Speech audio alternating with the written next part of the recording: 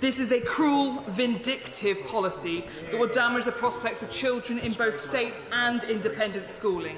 It is particularly damaging also for rural economies, which seems to be entirely overlooked. In Rutland and Stamford, we have 10 independent schools, which cater to a vast number of pupils, particularly those from military families and those with SEND. What is common of all those families is how hard they work for their children to have the right education for them.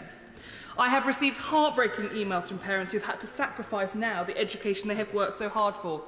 One mother of twins who are midway through their GCSE year where there is no space in the state sector for them. 2 twins now who question whether they will be able to sit their GCSEs because of this policy. The entire county of Rutland has 0 available state school spaces in Year 10 or Year 11 and only 3 SEND spaces. Is the Honourable Gentleman just going to stand or is he going to ask to intervene? Right, there we go. Thank you. I'm most grateful to my honourable friend, the honourable member.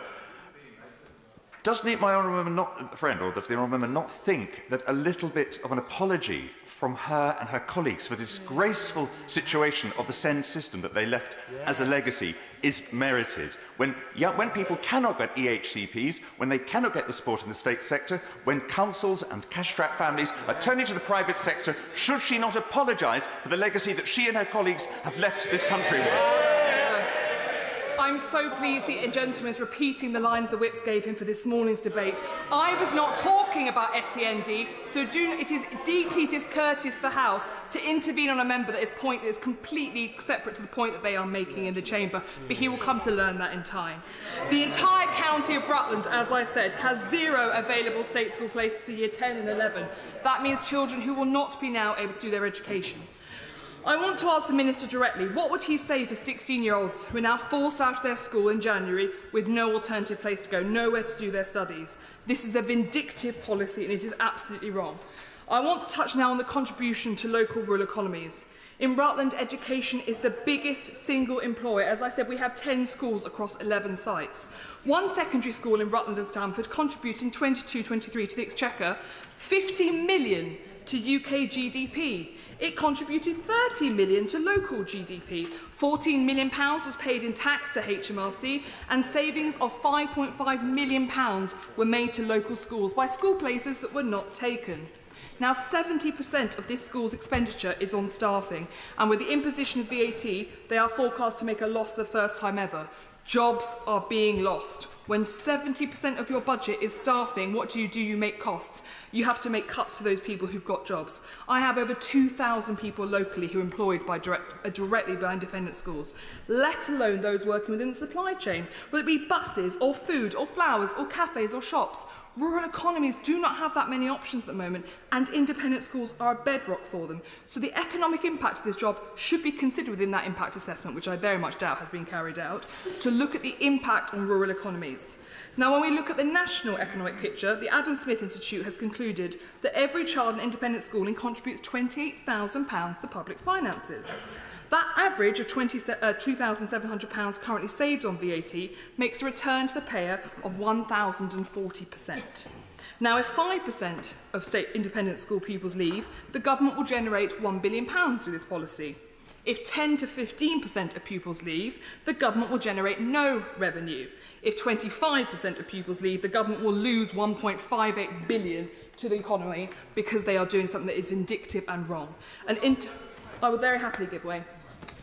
To the honourable member, does she agree with me that there is a sense here where people who are putting their children through independent school are paying twice? They're paying once in their fees, but once in terms of income tax, which, if removed from the system, will actually mean less money for education.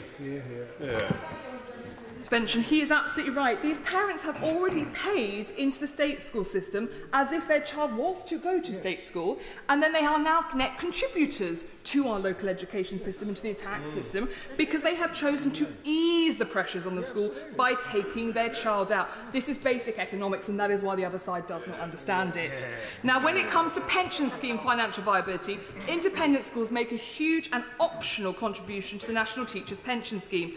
Now, some could choose to help mitigate their increased costs from the imposition of VAT by opting out of TPS. So what assessment has the Minister made of the impact this would have on TPS's financial viability? Additionally, a number of the independent schools in my constituency provide homes for children in foster care, children who otherwise would have no stability. These are the kind of schemes they will have to stop, and that again results in increased costs and increased impact on the state sector having to pick that up. Now, in terms of the exemption on charging VAT on education, it is a long-standing international norm to exempt education from sales taxes. Nurseries, universities, tutors and other education providers are not included, supposing Labour's VAT increase. Although, as per my intervention, my right honourable friend, there is a toddler tax here where any child in a nursery school year with a child who's 5 will suddenly find themselves paying. Now, it's an irony that the Labour Party says that they believe in free university education for all.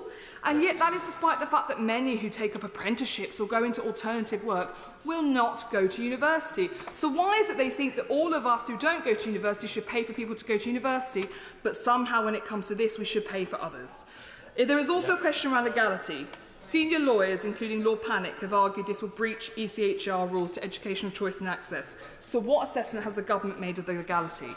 I'm already seeing the damage of this policy in heartbreaking dilemmas facing families who've contacted me for help.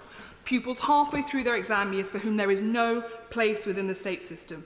The requests are very clear. The government is to delay the implementation until at least the end of this school year so that children are not disrupted in their educations. We need to exempt those pupils in years 10 to 13 so they can take their exams without the added pressure of a school move. We need to help local authorities rapidly boost ECHR assessments. And fourth, we need to undertake a regional assessment of available state school places to exempt pupils who live in areas with no availability, such as Rutland. I understand the Labour Party wants to make an ideological attack on education and choice, but I urge them to sit down and to think this through. The richest will continue to attend private schools, absorbing the increased costs, while families who sacrifice day after day will suffer. For those who want to question it, I did go to my local comprehensive. My children go to their local comprehensive, but I think it is right that we support choice for all. Tony Blair once said, education, education, education. I urge the Minister to lift into the ghosts of Labour past and do the thing that is right for all children at state schools and private schools, not what is right for ideological dogma, which is what they're currently doing day after day.